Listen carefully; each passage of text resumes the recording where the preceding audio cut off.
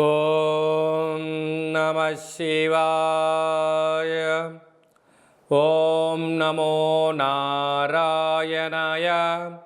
ఓం సూర్య అరిష్టేతు సంప్రాప్తే సూర్యపూజాంచకారయేత్. సూర్యధ్యానం ప్రవక్ష్యామి ఉపశాంతయే. హరి ఓం.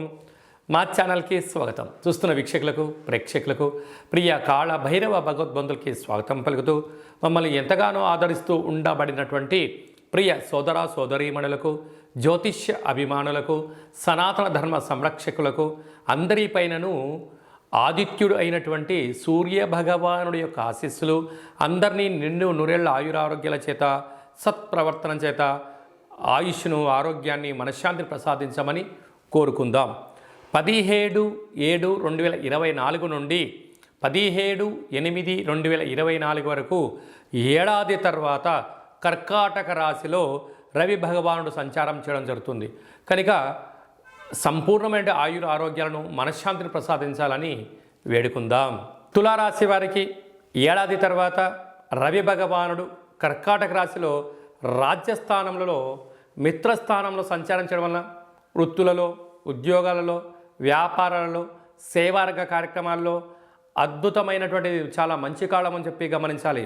ఎన్నో రోజులుగా మీరు ఎదురు చూస్తూ ఉన్న ప్రమోషన్స్ మీ సొంతం అవ్వడం, సభల యందు, సమావేశాల యందు మిమ్మల్ని పిలిచి సత్కరించడం, అవార్డ్స్, రికార్డ్స్ను మీరు సొంతం చేసుకోవడం, ఎవరూ చేయలేనటువంటి కొన్ని సాహసోపేత నిర్ణయాల వల్ల మీకు సమాజంలో మంచి గుర్తింపు కలిగి మీకు సత్కారాలు, గజ సన్మానాలు, మేళ తాళాల చేతో మీకు స్వాగతం పలకడం, అనేక దేవాలయాల యందు కానీ, సభల యందు కానీ మీకు అధ్యక్ష పదవి మీ సొంతం కాబోతుంది.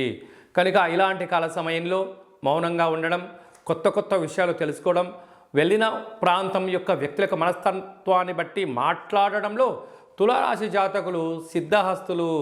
కనుక ఎన్నో రోజులుగా మీరు ఎదురు చూస్తూ ఉండబడినటువంటి మీ జీవితంలో ఈ 30 రోజులు చాలా మంచి కాలము అని చెప్పి గమనించాలి. ఈ రవి భగవానుడి యొక్క ఆశీస్సులు అందరిపైనను పుష్కలంగా ఉండాలన్నట్లయితే ప్రతి ఆదివారం పూట ఉదయం 6 నుండి 7 గంటల వరకు రవిహోర జరుగుతుంటుంది. ఆ సమయంలో సూర్య నమస్కారము, అరుణ పారాయణము, గోధుమలతో కూడుకున్న ఆహారాన్ని పక్షులకు దానం చేయడం వలన సంపూర్ణ ఆయురారోగ్య స్థితి ఉంటుందని చెప్పి గమనించాలి. మనకు రాసులు 12, లగ్నాలు 12, సూర్య నమస్కారాలు కూడా 12 ఉంటాయి.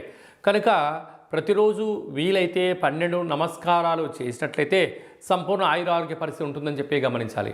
ఇంకనూ మనం విజయం సాధించగలగాలి అన్నట్లయితే ఈ యొక్క పాత్ర కంచు పాత్ర. ఈ పాత్రలో 12 రాసులు అచ్చు వేయడం జరుగుతుంటుంది. ఈ పాత్రను ప్రతిరోజు ఉదయం మనము స్నానం చేసిన తర్వాత, సూర్య నమస్కారం చేసుకున్న తర్వాత ఇలా ఒక్కసారి శబ్దం చేసినట్టయితే ఓంకార శబ్దం రావడం జరుగుతుంటుంది.